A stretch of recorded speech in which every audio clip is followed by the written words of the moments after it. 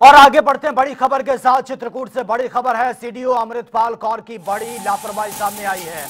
High court ने DM मुख्य सचिव से जवाब मांगा। सचिव पर भी ग्रामीणों से अभद्रता का आरोप लगाया। शिकायत के बावजूद डीएम ने की है मामले की अनदेखी और डिप्टी सीएम के आदेश भी दरकिनार कर रहे हैं ऑफिसर। सीएम योगी के आदेशों को भी नहीं मान रहे हैं अधिकारी। सीडीओ अमृतपाल कौर पर यह बड़ी लापरवाही का आरोप लगा है। सीडीओ ने भी भ्रष्टाचार मामले में अब तक कोई एक्शन नहीं लिया गया। मनरेगा में 11 लाख रुपए के घोटाले का यह पूरा मामला सामने आया है।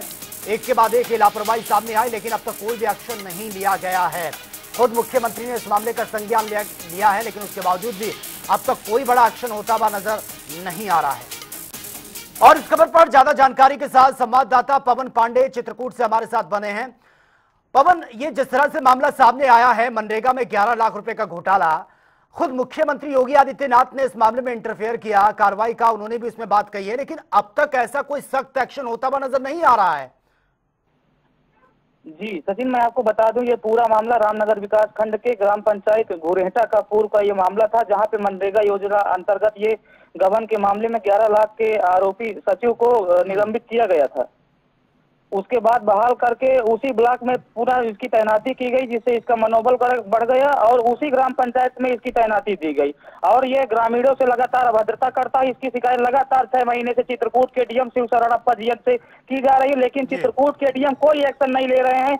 और सीडीओ ने इस मामले की पूरी जांच कराई थी, जिसमें खंड विकास अधिकारी रामनगर द्वारा सचिव को दोषी करार दिया गया था जांच में।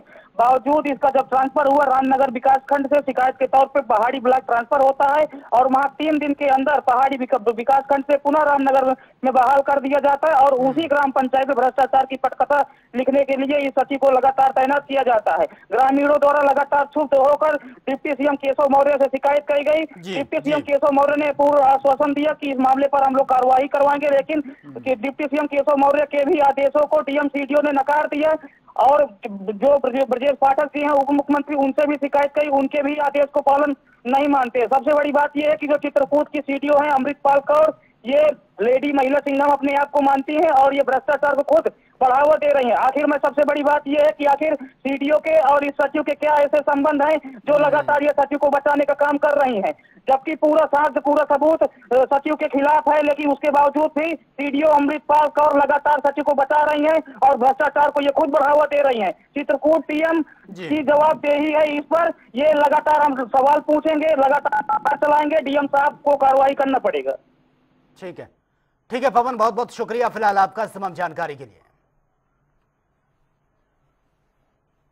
तो फिलहाल ये बड़ी खबर से आपको अपडेट करा रहे हैं। सीडीओ अमृतपाल कौर पर बड़ी लापरवाही का आरोप लगा है। डीएम को लेकर भी सवाल उठ रहे हैं, उन्होंने भी कोई एक्शन नहीं लिया। खुद डिप्टी सीएम जो है उन्होंने भी इंटरफेयर किया है इस मामले को लेकर, लेकिन अब तक कोई भी एक्शन नहीं लिया गया है।